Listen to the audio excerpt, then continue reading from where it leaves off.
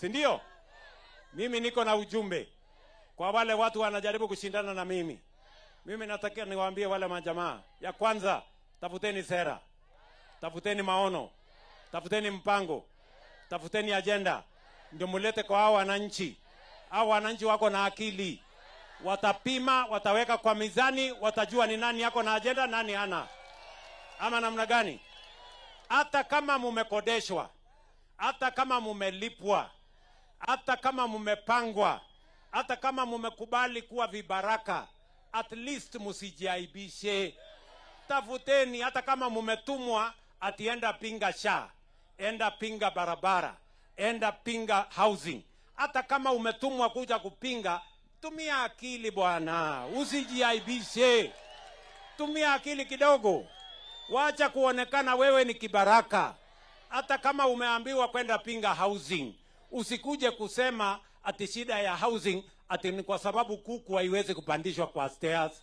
Hiyo ni ujinga, hiyo ni ufala. Tafuta a better argument ndio uonekane hata uko na akili. Ama namna gani?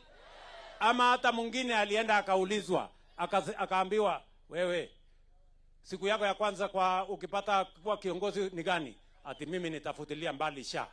Akaulizwa, wewe unajua SHA iko na sheria 5 utafuta namna gani?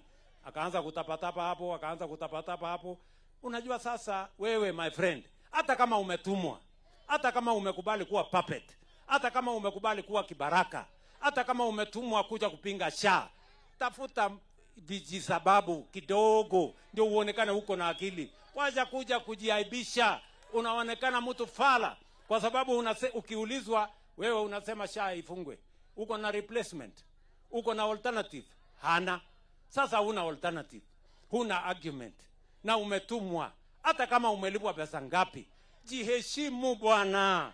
Tafuta vijisababu kidogo ndio uonekane uko na akili. Ama namna gani? Tuko pamoja? Tuko pamoja watu wa Makabeti? Mnasema wale wa jamaa tuwashughulikie? Mwingine akaenda akasema